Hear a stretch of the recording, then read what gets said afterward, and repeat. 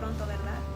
Hermano, les quiero contar un testimonio sobre las grandezas del Señor, sobre su protección sobre todo. Hace unos 20 días yo iba de camino a la casa de mi abuelita.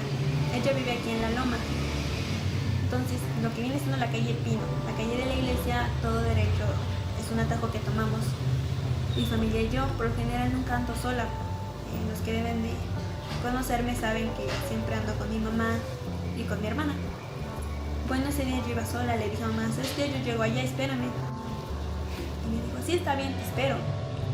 Nos confiamos, creo que mucho. Yo creo ella no pensó que iba a tomar esa calle y yo tomé esa calle por el hecho de que la conozco, es como que una calle recurrente en nuestra rutina. Antes de llegar a la avenida, la que viene siendo de La Loma, unas 3 casas antes de llegar, se me tiene un carro. Quiero aclarar que mis padres siempre me han enseñado que no, cuando ando sola no voy a por las banquetas, si veo carros estacionados no pase por atrás de los coches, cosas similares a eso.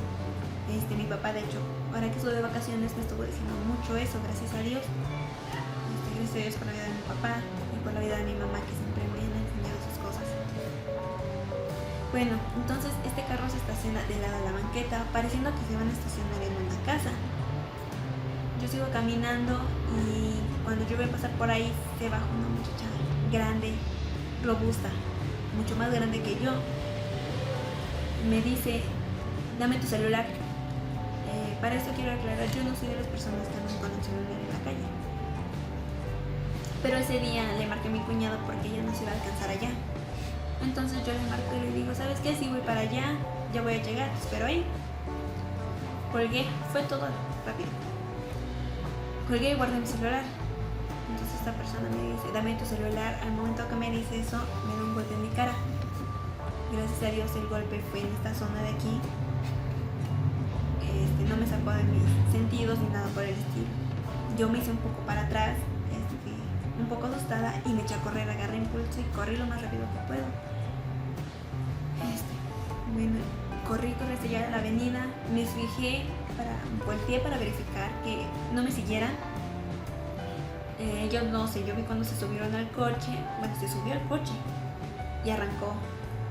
Yo llegué a la casa de mi abuelita, le toqué a mamá y obviamente iba llorando, iba derramando lágrimas. Iba muy asustada porque nunca me ha pasado nada similar. Esa fue mi primera experiencia. Entonces yo llego y pues ya les conté qué pasó. Mi cuñada iba en camino. Mi mamá dijo, ¿sabes qué? Voy a alcanzarla para que no le pase lo mismo que está haciendo por ahí. Bueno, ya llegaron y pues ya mi mamá y mi abuelita, las dos, pues dijeron, vamos a dar gracias porque estás aquí, estás bien. Pudieron haber hecho más cosas, te pudieron haber subido el coche. Yo en ese momento dije, pues no me quitaron nada, gracias a Dios, ¿no? Pues bueno, tengo mi celular, mi cartera, todo lo tengo, ¿no? Y mi mamá me decía, no, te podían haber hecho algo más feo. Y yo pensando que bueno, me pudieron haber jalado de la mochila. Ella era mucho más grande que yo, obviamente me pudo haber jalado de cualquier parte, me pudo haber cargado. Traía un desarmador en su mano. Fue una de las primeras cosas que yo vi, el desarmador en su mano. Fue cuando me di cuenta que me querían asaltar. Bueno, entonces yo pensando muchas noches, en un momento estaba intranquila, pensando, todo se giraba, ¿no? En mi cabeza, y si tal, y qué hubiera pasado si me hubiera subido en la banqueta, y qué hubiera pasado si no hubiera corrido, si me hubiera pegado en la cara más fuerte. Todas esas preguntas me hacía. Mi mamá siempre, y todos mis tíos me marcaron el momento, me dijeron, ¿cómo estás? ¿Todo bien? ¿Cómo te sientes? Y yo les decía que estoy bien. Estoy bien. Yo no le quería decir a mi papá. Tenía miedo, ¿no? Dije, me va a regañar. Y no, gracias a Dios, toda mi familia fue comprensiva. Y pues yo lo guardo en todo momento. Quiero decirles que yo pensando ya mucho después, recorriendo todas esas imágenes, me di cuenta que el Señor sí estaba ahí, lo confirmé. Como les decía, me pueden haber hecho mucho más cosas, pero ellos decidieron subirse al coche. ¿Por qué? Porque la presencia del Señor estaba ahí Me pregunto ahora, ¿qué es lo que ellos vieron para que pudieran huir? Para que no intentaran seguirme, para que no volvieran a atacarme. El Señor estaba ahí y me guardó en todo momento. Porque soy su hija. Porque tiene grandes planes para mí. Porque me ama sobre todo. Entonces, hermanos, yo les quise partir mi testimonio. Tal vez dirán unos, ¿no? Pues a personas les han pasado cosas peores. Pero para mí fue mi primera experiencia en la que intentaron hacerme algo. Bueno, hermanos, yo les quiero invitar a que sigan orando por nosotros, que oren por los jóvenes, por las jovencitas que están en la calle, y aún así que oren por este tipo de personas que no conocen al Señor. Que en su corazón llegue un momento que puedan recibirlo, porque dice que todo el mundo debemos de conocer la palabra del Señor. Dice que la verdad nos hará libres y ellos necesitan saber la verdad. Quiero leerles este salmo, es el Salmo 5, les voy a leer del 11 al 12. Pero alégrese todos los que en ti se refugian, para siempre canten con júbilo, porque tú los proteges. Regocíjense en ti los que aman tu nombre, porque tú, oh Señor, bendices al justo. Como un escudo los rodeas de tu favor. Hermanos, sean bendecidos, esperamos vernos pronto. Ustedes siguen en nuestras oraciones. Y hermanos, hay que cuidarnos, hay que protegernos. El Señor está de nuestro lado. Bueno, hermanos, esperamos vernos pronto.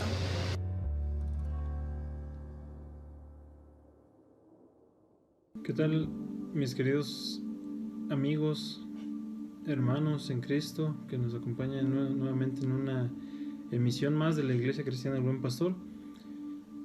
Pues en esta mañana sean todos bendecidos, sean todos confortados y reconfortados por la palabra de Dios en esta mañana.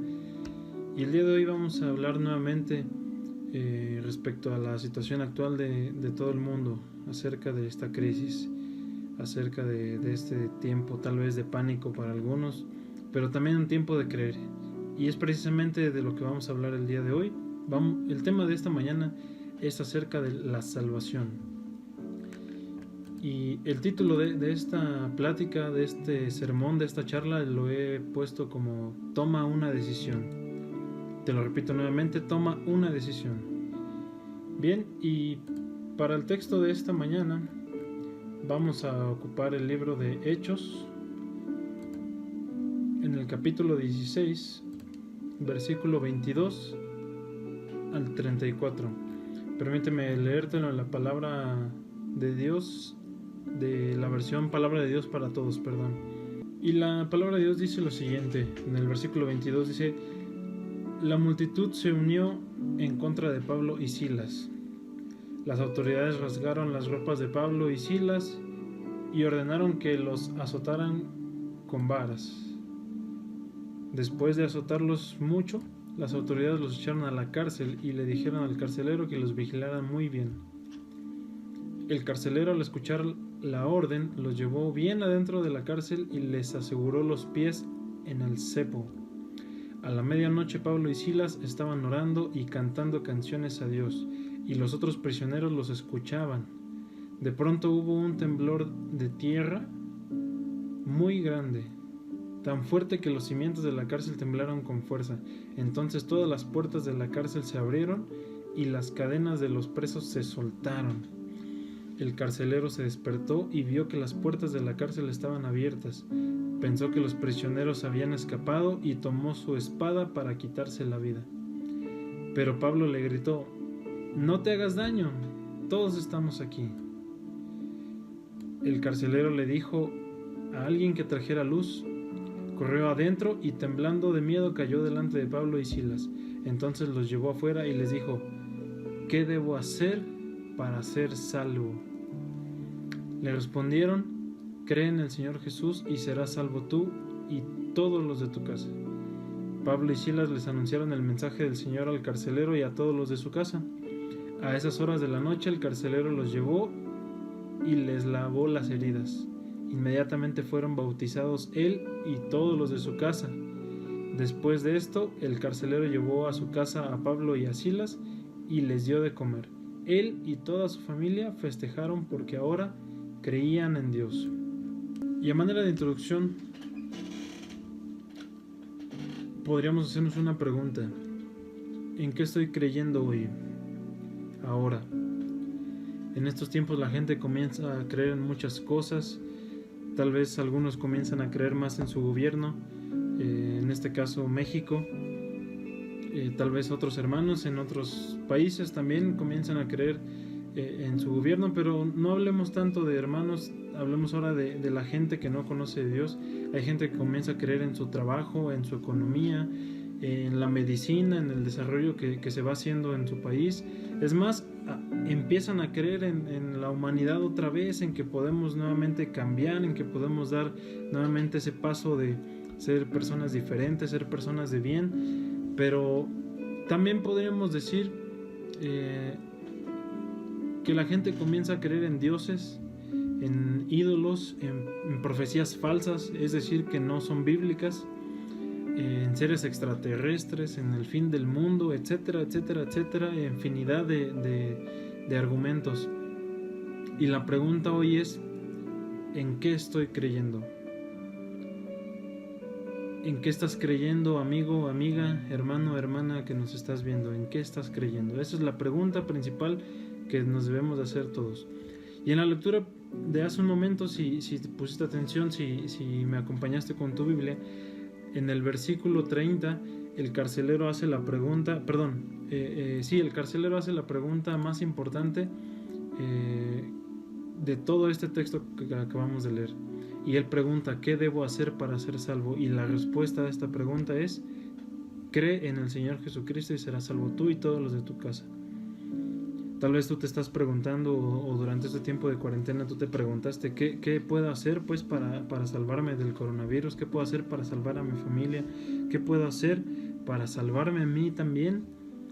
Y esto tal vez tenga que ver con una cuestión física, tal vez tenga que ver con la problemática de salud, la problemática en el ambiente, de la contaminación, pero déjame decirte que la salvación de Dios va más allá de una contaminación, de una cuestión física, sino que es permanente, es para la vida eterna. Y esta pregunta de esta historia es una pregunta fuerte, esencial y definitiva que se hace. ¿Qué debo hacer para ser salvo? Como respuesta, creer. El problema es que muchos de nosotros no creíamos. Algunos no creen actualmente y muchos otros morirán sin creer. ¿En quién? En Dios. Ojalá primero Dios, que esto no sea así. Pero esta es la evolución de creer. Muchos no creíamos, algunos siguen sin creer y muchos morirán sin creer. ¿En quién? En Dios. Sabes que la definición de la palabra creer, según la RAE, es decir, la Real Academia Española, la definición de la palabra creer tiene que ver con tener algo por cierto sin conocerlo, de manera directa o sin que esté comprobado o demostrado. Tener confianza en alguien o algo. Y si te das cuenta, la palabra creer, según la definición, hace referencia a que es dar por cierto algo sin conocerlo. Aquí ya empezamos a manejar más conceptos y definimos conocer y creer, y la palabra, según el concepto, la palabra querer diferencia el creer del conocer, y quiere decir que a veces puedes dar por cierto algo aún sin conocerlo, tener la confianza en alguien o algo. Y como primer punto de este tema hablamos acerca de qué dice la Biblia acerca de creer. La Biblia nos enseña totalmente lo contrario a la doctrina humana de ver para creer. Normalmente como seres humanos estamos acostumbrados a no, yo lo quiero ver, yo lo quiero palpar, yo lo quiero verificar visualmente que es así. Esa es la doctrina humana que tenemos de ver para creer. Pero la Biblia nos enseña totalmente lo contrario. Voy a mencionar demasiadas citas bíblicas que tú con calma puedes buscar en tu casa. Yo solamente las voy a parafrasear. En algunos casos ocuparé parte del versículo textualmente lo voy a citar de esa manera, pero solamente voy a hacerte la referencia. Tú si gustas tomar notas, si gustas repetir el video o ponerle pausa y buscarlo en tu casa con calma, adelante. Yo te lo sugiero que así sea, para que tú en este caso sí lo compruebes visualmente, ahí con tu Biblia, con tu celular, con tu tablet, tu iPad, en tu computadora, tu internet, con lo que tú quieras, o con tu Biblia en físico de preferencia.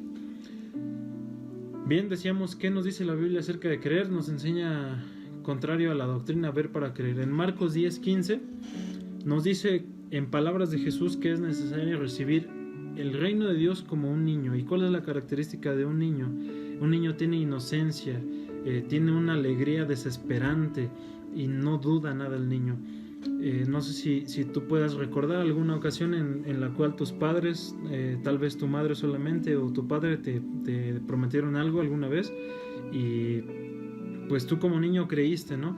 Como niño creíste, tal vez ya alguno de nuestros padres o quizás tú como padre fallaste en alguna promesa que le hiciste a tu hijo, pero déjame decirte que Dios no falla en lo que Él promete.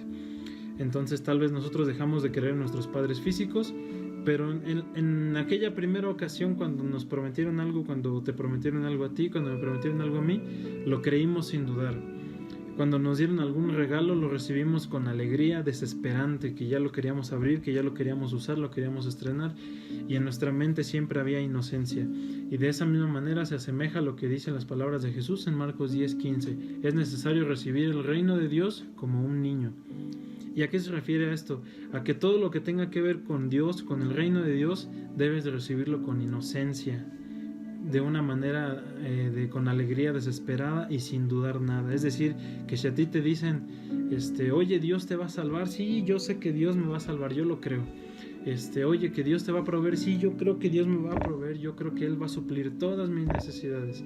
Oye, Jesús va a regresar, Jesús está pendiente porque regrese y Él se fue al cielo a preparar moradas, habitaciones para que tú estés ahí con Él. Sí, yo creo en eso y estoy esperando ansioso con alegría que Jesús regrese. A eso se refiere esa cita bíblica, y desde ahí empezamos acerca de creer, de que debemos de creer como un niño y no tanto el ver para creer. Otra cita bíblica está en Santiago capítulo 1 versículos 5 y 6, y nos habla acerca de que si alguien tiene falta de sabiduría, que se la pida a Dios, pero debemos de pedir con fe y no dudando nada. ¿A qué se refiere este versículo? Inclusive podemos decir que muchos de nosotros tal vez a veces creemos tener todas las respuestas, a veces no creemos tener las respuestas suficientes, y aquí la palabra de Dios dice que si tienes falta de sabiduría te la pidas, pero ¿cómo la debes pedir? Con fe. Y aquí ya manejamos otro concepto acerca de la fe, y vamos a hablar más adelante acerca de la fe, pero dice no dudando nada. Y acuérdate que creer, la definición de creer dice que es dar por cierto algo, tener la confianza y la credibilidad en algo o en alguien, o dar por cierto algo, ¿no? Entonces, si la Biblia dice que no hay que dudar cuando pidas y hay que pedirlo con fe, así debes de hacerlo. Acuérdate que como un niño debes de creer todo. Otra cita bíblica está en 2 Corintios 5:7, y aquí es algo esencial, aquí viene algo principal. Dice que andamos por fe y no por vista. Nosotros para el caminar de un cristiano, el caminar en las cosas de Dios, es andar por fe y no por vista. Es decir, no debes de basarte tus creencias, tus pensamientos, tus cimientos como cristiano de acuerdo a lo que tú ves, sino de acuerdo a tu fe. De acuerdo a tu fe. Y así lo declara la palabra, que andamos por fe y no por vista. Así es que ten en cuenta esto cuando tú no ves. Entonces tal vez que dejas de creer, pero la palabra de Dios dice que no debes de andar por vista, sino debes de andar por fe. Otra cita bíblica está ahora en 1 Corintios capítulo 2 versículos del 11 al 14, y esto nos habla acerca de que nadie puede conocer los pensamientos de otra persona, sino solamente el espíritu que está dentro de esa persona, y que de esa misma manera nadie puede conocer los pensamientos de Dios las cosas de Dios, sino solamente el Espíritu de Dios. Y adelante nos dice que no se nos fue dado el Espíritu del mundo, sino el Espíritu de Dios, el Espíritu Santo. Esto es un proceso que cuando tú y yo como cristianos, o mejor dicho, cuando no éramos cristianos, creemos en que Jesús es real, que Dios es real, que Jesús vino y murió por ti y por mí y por el perdón de nuestros pecados, y en ese momento, al confesarlo con nuestra boca y creerlo en nuestro corazón, el Espíritu Santo entra en nosotros, se nos da ese Espíritu Santo.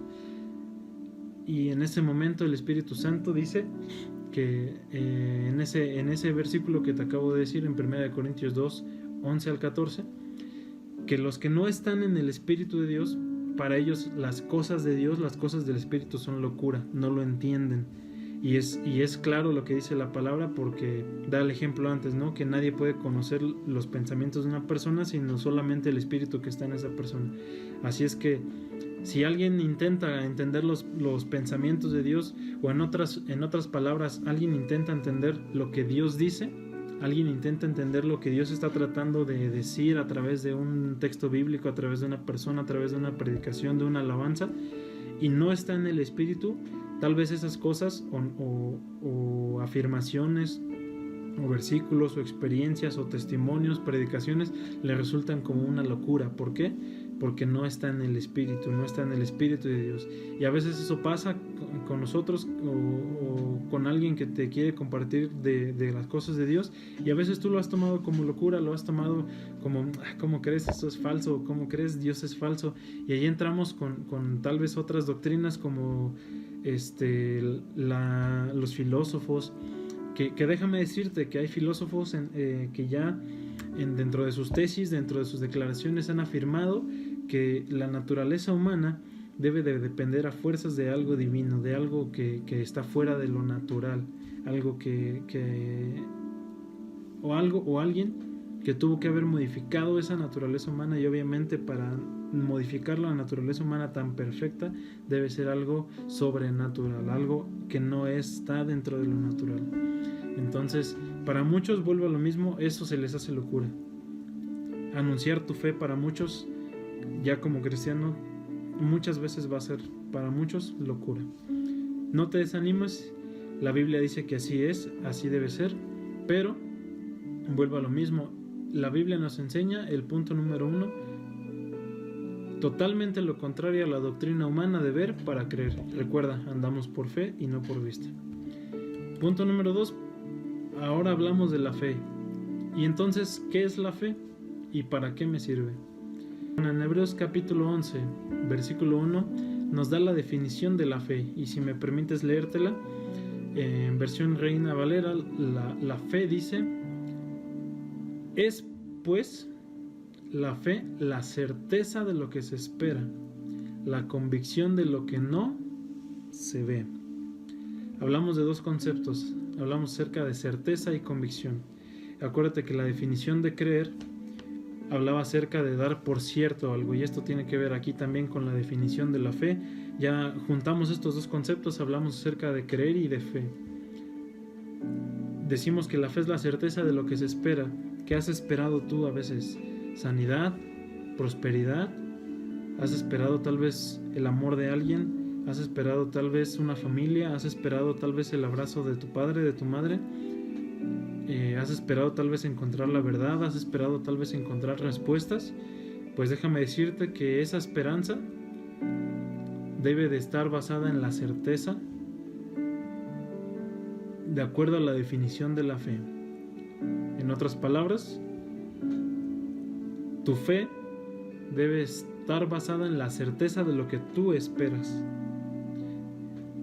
pero también en la convicción de lo que no ves. Es decir, debes estar convencido de que lo que no ves ciertamente es lo que estás esperando. En otras palabras, eso es la fe, es la definición de la fe. En 2 de Corintios, acuérdate, dijimos que andamos por fe y no por vista, y aquí al final de la definición de la fe dice que es la convicción de lo que no se ve. Y también adelante en Hebreos 11, versículo 6, ¿para qué me sirve la fe entonces? En Hebreos 11, 6 dice que sin fe es imposible agradar a Dios. Entonces, ¿para qué me sirve la fe? Para agradar a Dios. Quiere decir que cuando yo doy alguna acción en fe, cuando yo tengo algún pensamiento en fe, cuando yo tengo alguna afirmación en mi fe, en una fe cristiana, en una fe que se centra en Cristo, quiere decir que entonces yo estoy con esa fe, estoy agradando a Dios. Para esto quiero darte un preámbulo acerca de unos tipos de personas. Para algunos ateos y agnósticos, es decir, personas que los agnósticos son personas que niegan la total y absoluta existencia de algo, y específicamente de Dios. Para los ateos y los agnósticos, lo vuelvo a repetir, entre algunos otros grupos de personas, consideran que Dios no existe. Pero en la actualidad hay muchas pruebas de hechos bíblicos que se han encontrado por medio de arqueólogos, demostrando la veracidad de los hechos y los tiempos. También la Biblia habla acerca de varios datos curiosos. Por ejemplo, en el libro de Job, capítulo 38, habla acerca de varios datos curiosos acerca de la creación del mundo.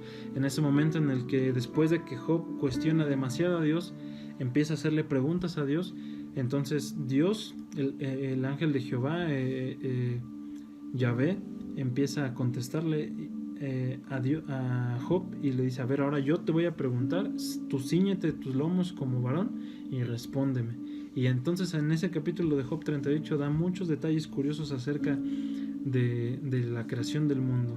La Biblia, un libro muy antiguo que se escribió hace muchos años, incluso hace muchos años más que los tratados, que los acuerdos que han salido por los astrónomos, por filósofos, por científicos acerca de descubrimientos de la Tierra, ya estaban plasmados desde antes en la Biblia.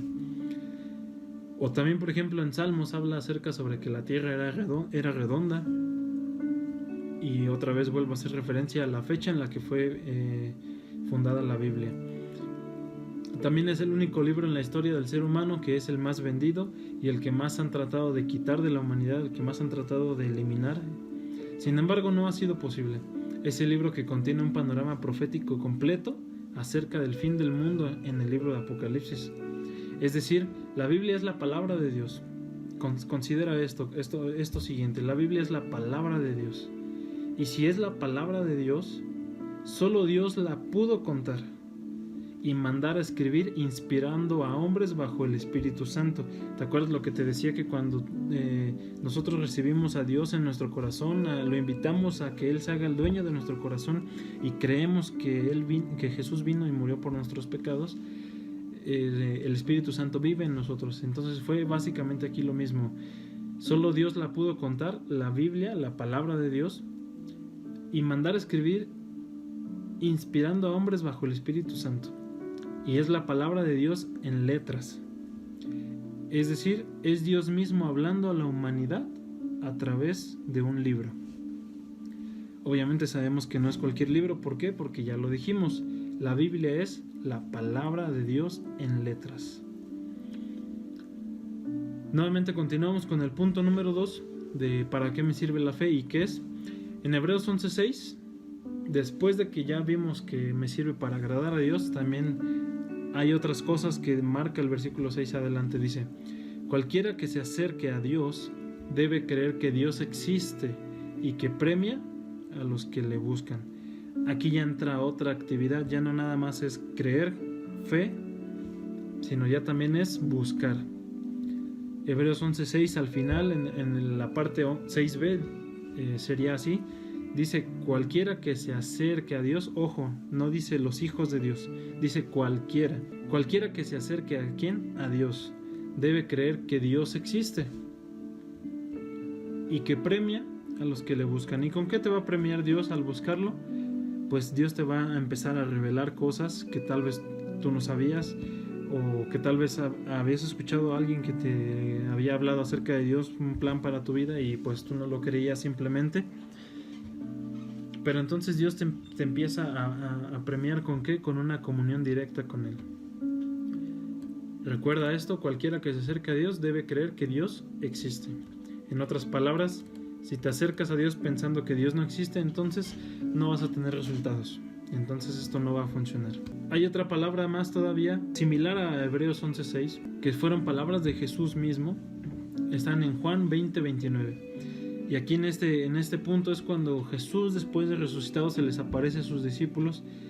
Y entonces alguien por ahí salió vivo y dijo: ¿saben qué? Yo hasta que no meta mi mano, meta mis dedos en las heridas de sus manos y de sus pies, entonces yo no voy a creer. Y entonces Jesús le dice: aquí estoy, tócame, mete tus manos, mete tus dedos. Y en ese momento pues dice: Señor mío, Jesús, te creo. Y Jesús le dice: ¿creíste porque me viste?, le pregunta. Y Jesús da ahí la clave esencial, la clave importante. Dice Jesús que es mejor creer sin ver. Parafraseadamente, las palabras de Jesús dice que son más bienaventurados los que creen sin ver. Acuérdate nuevamente lo que vimos al principio en el punto número 1, que dice la Biblia acerca de creer, en 2 Corintios 5:7, que andamos por fe y no por vista. Para aquellos que niegan la existencia de Dios, quisiera preguntar lo siguiente: ¿cuál es la única forma de conocer la felicidad? Pues buscando y experimentando felicidad, ¿cierto? ¿Cuál es la única forma de conocer el miedo? Experimentando algo que nos provoque miedo, ¿cierto? Es como si alguien te dijera, y aquí viene la diferencia, estaba tratando de pensar este ejemplo, es como si alguien te dijera: oye, al momento de que tú pases por cierta calle a cierta hora, con cierto número de pasos, en ese momento tú vas a ser feliz. Y puedes tú creer en eso. Y aquí viene la diferencia de todos los conceptos que te he venido dando. Puedes creer y quedarte con eso nada más. Puedes creer y quedarte así nada más. Sí, yo creo en lo que esa persona me dijo. Pero ¿cómo vas a saber que eso es realmente cierto? Pues obviamente procediendo a la acción, procediendo a tomar decisiones en fe. Porque ya creíste, entonces ahora vas a tomar una decisión en fe. ¿Qué vas a hacer? Pues vas a buscar ese lugar que te dijeron, vas a ir a esa cierta hora que te dijeron, vas a dar ese cierto número de pasos que te dijeron para comprobar si es cierto que con eso vas a ser feliz. Lo mismo sucede con el miedo, toma el mismo ejemplo, pero ahora en lugar de encontrar felicidad vas a encontrar miedo. Entonces, ¿cuál es la única forma de conocer el miedo o la felicidad? Experimentando miedo o felicidad, no hay de otra. Buscando, experimentando algo que te provoque miedo, buscando o experimentando algo que te provoque felicidad. Ahora, vamos a verlo desde otro punto de vista. ¿Cuál es la única forma de eliminar la ignorancia? ¿Qué es la ignorancia sino la falta de conocimiento, cierto?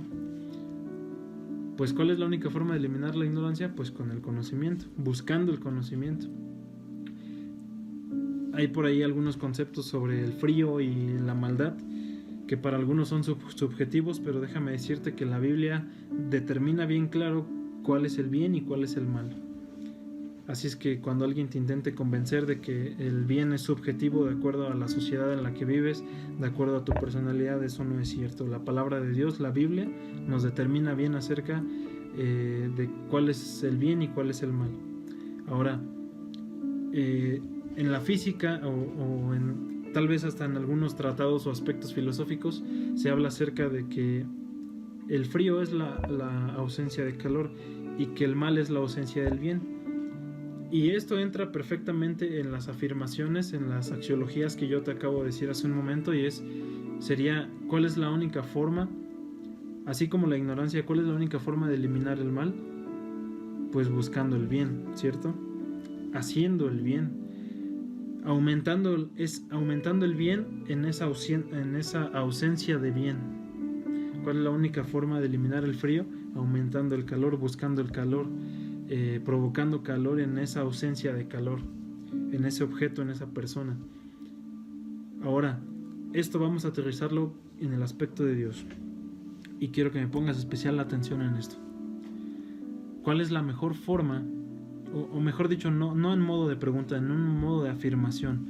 La mejor forma de comprobar si Dios existe es experimentándole a Él mismo. ¿Cómo experimento a Dios en mi vida? Haciendo lo que Dios dice que tienes que hacer. Para esto hay un ejemplo de que yo creo que muchos de nosotros hemos escuchado, y es del peluquero. Y resulta que déjame contarte el ejemplo. Una vez una persona fue con un peluquero y le dice, oye,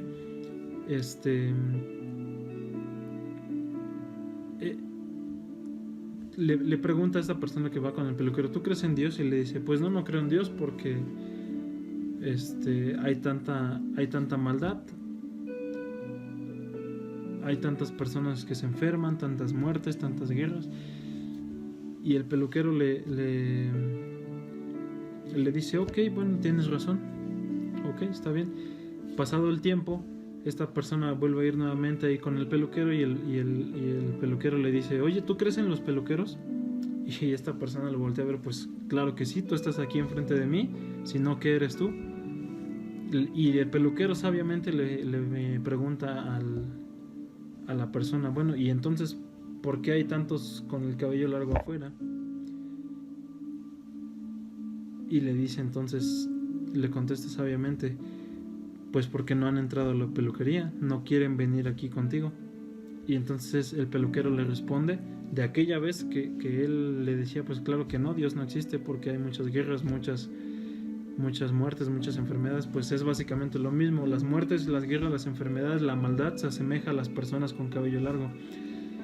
¿Por qué hay personas con cabello largo? Pues porque no van al peluquero. ¿Por qué hay tantas guerras, tantas muertes, tanta maldad? Pues porque no hacemos lo que Dios dice que debemos de hacer. Porque tal vez si todos hiciéramos lo que Dios nos pide hacer, tal vez, o mejor dicho, no tal vez, estoy seguro que si todos hiciéramos lo que Dios nos pide hacer, no habría guerras, no habría maldad, no habría tantas enfermedades. Y ahí entra lo que yo acabo de decir hace un momento. La mejor forma de comprobar si Dios existe es experimentándole a Él mismo. ¿Y cómo experimento a Dios en mi vida? Haciendo lo que Dios dice que debes de hacer. Tercer punto, y voy terminando. ¿Qué debo hacer entonces? 6 cosas. Rápidamente y nuevamente 6 versículos bíblicos. En Hechos 16:31 nos habla acerca de que debo creer para ser salvo yo y mi casa. Acuérdate de la historia de que leímos al principio, la historia del carcelero. Pero déjame decirte que la historia del carcelero habla que después él y su familia decidieron bautizarse. Pablo y Silas los bautizaron y después ellos estaban muy felices y contentos porque ahora creían en Dios. Entonces, primer paso, ¿qué debo hacer? Creer. ¿En qué debo creer? Juan 3:16 dice que de tal manera amó Dios al mundo que dio a su Hijo unigénito para que todo aquel que en Él crea, otra vez creer, no se pierda, sino que tenga vida eterna. Y esto es en lo que debes creer. Esto es en lo que debes creer. Juan 3:16. Que Dios dio a su Hijo Jesús, su único Hijo, unigénito, único en su gen, para que todos los que en Él creen no se pierdan, sino que tengan vida eterna. ¿En qué más debo de creer? Las palabras de Jesús, que Él dijo, yo soy el camino, la verdad y la vida, y nadie viene al Padre si no es por mí. Nadie. Así es que cuando alguien te diga, oye, yo tengo la fórmula para llegar a Dios, hay que hacerlo de esta manera, hay que buscar a tal persona, hay que congregarse en tal iglesia, hay que confesarle tus pecados a alguna persona, la verdad es que no. Dice Jesús, yo soy el camino, la verdad y la vida, nadie viene al Padre si no es por mí. En Romanos capítulo 3 del versículo 21 al 28, y este texto sí lo vamos a leer, permíteme leértelo.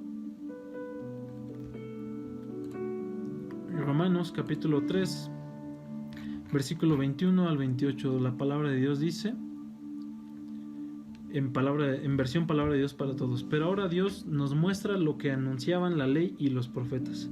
La manera en que Dios nos aprueba no tiene nada que ver con la ley. Unos versículos atrás, voy a hacer un poco de pausa aquí en la lectura, unos versículos atrás está hablando acerca de que nadie puede cumplir la ley, de que nuestra maldad solo se comprueba con la ley, pues nadie es posible de cumplir la ley. Dice que no hay justo ni aun uno, no hay quien tenga entendimiento, nadie quiere conocer a Dios.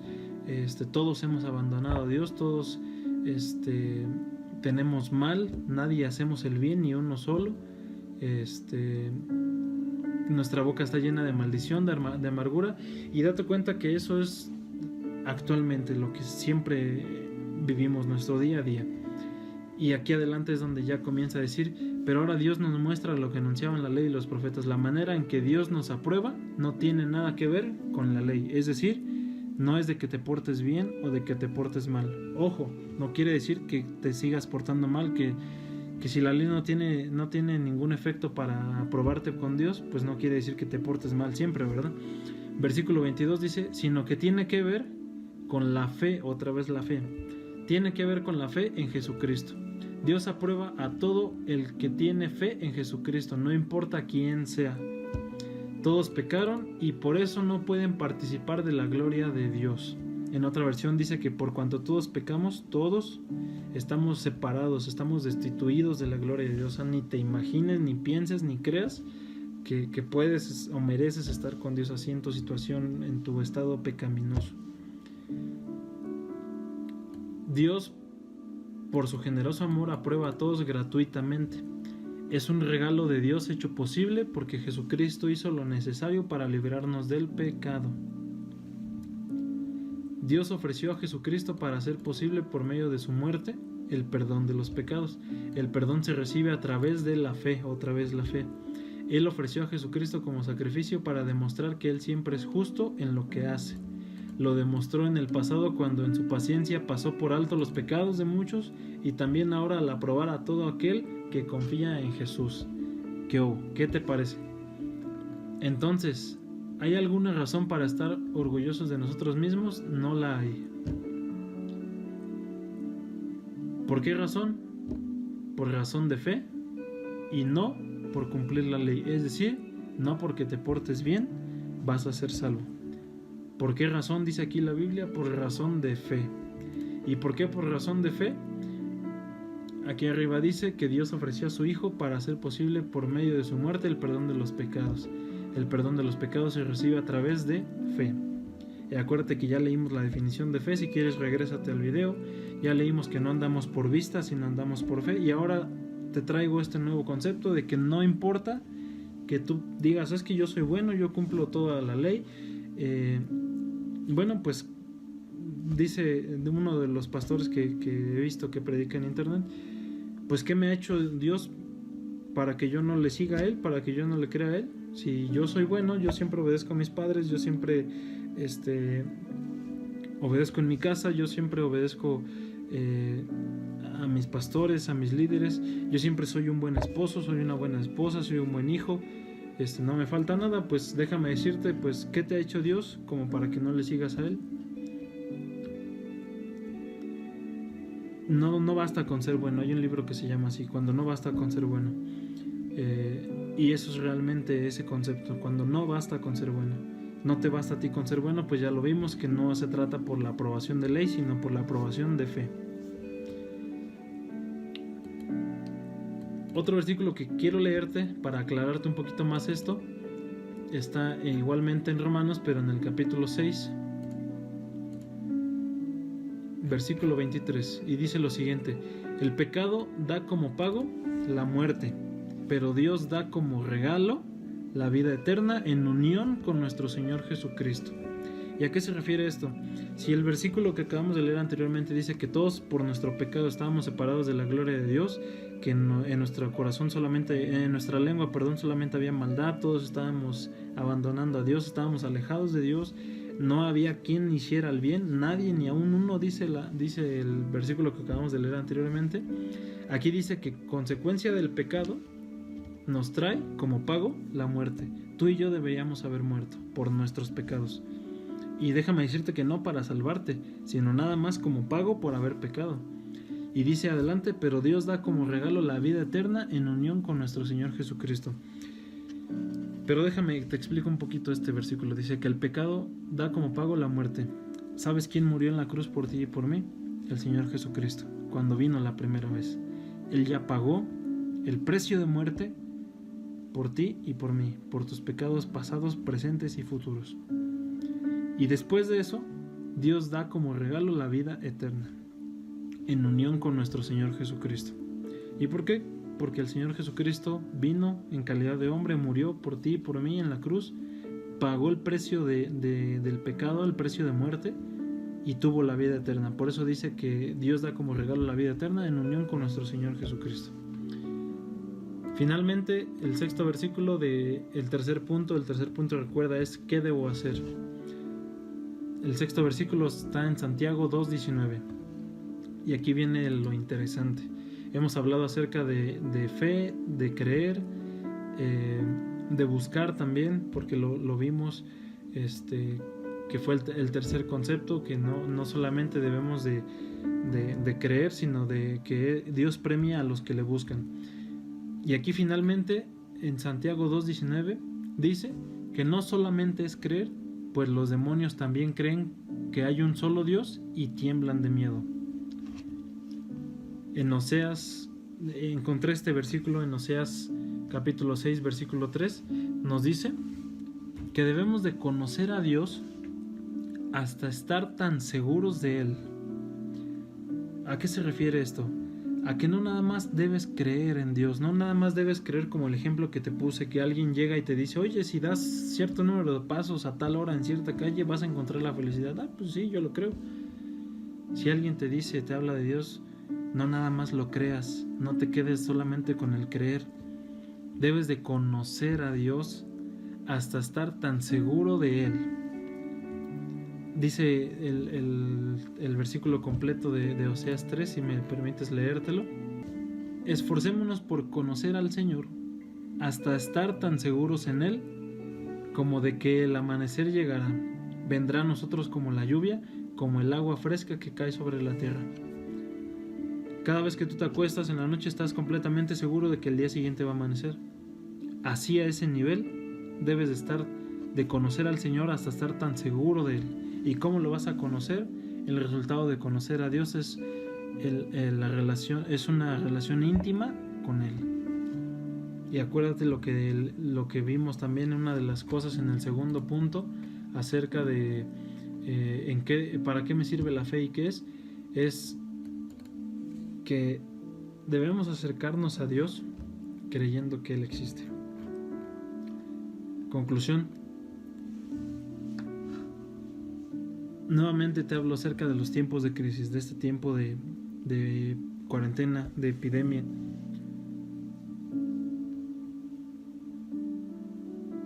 Que este tiempo sea un tiempo de reflexión para creer en Dios. No te digo que dejes de creer en tu gobierno, que dejes de creer en la economía de tu país, en tu trabajo, en la medicina. Solo te digo que consideres como primer lugar creer en Dios, creerle a Dios, creer en lo que Él dice.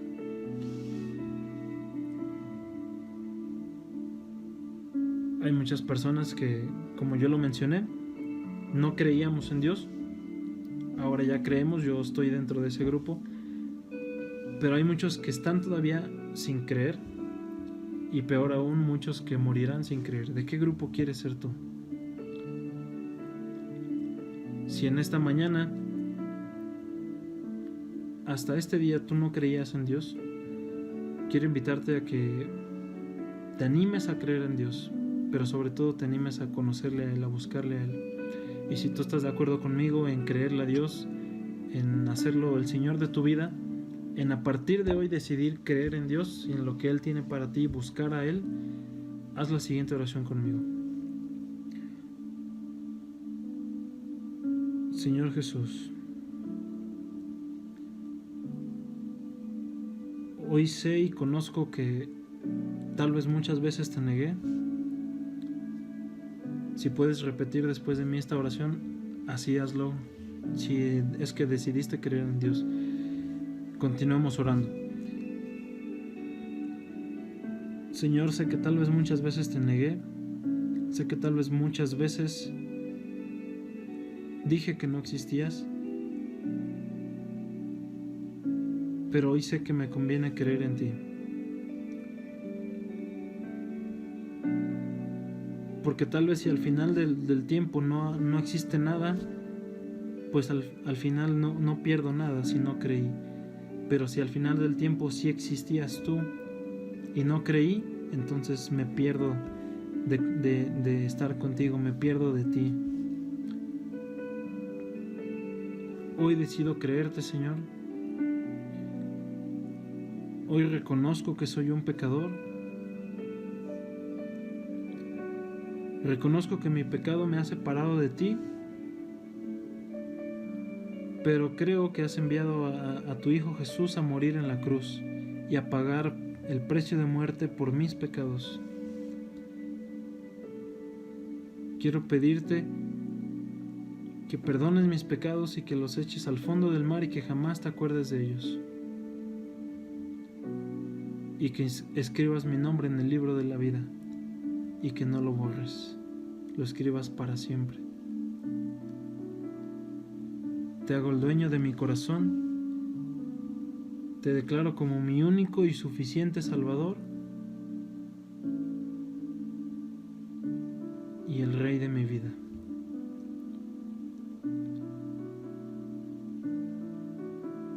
Envía el Espíritu Santo dentro de mí para poder conocer tus pensamientos, Señor. Y ayúdame a no solamente creer, sino a conocerte, a actuar en fe y a estar tan seguro de ti como estoy seguro del amanecer. En el nombre de Jesús, amén. Si tú hiciste esta oración en esta mañana, quiero decirte que ahora eres un hijo de Dios. Ahora vive el Espíritu Santo dentro de ti, ahora crees en Dios y ahora lo que te toca es buscar de Dios, tener una relación con Él como tu amigo, como tu consolador, como tu padre, como tu compañero, como tu Salvador. Ahora te toca a ti conocer a Dios, buscarlo a Él. Y sabes, déjame decirte algo para finalizar esto.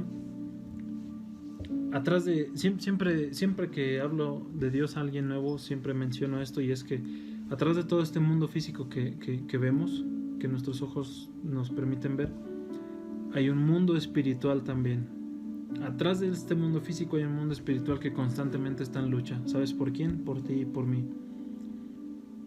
Esto es similar al marketing, a la mercadotecnia, como, no sé, se me ocurre ahorita, por ejemplo, en celulares, ¿no? Cuando hay un cierto mercado de telefonía celular que tiene el mayor número de clientes, y en ese momento está perdiendo clientes porque tal vez salieron otras marcas, salieron otros modelos, salieron más competencia, los clientes empiezan a ir con la otra empresa, con la otra, los otros proveedores. Entonces, ¿qué es lo que pasa?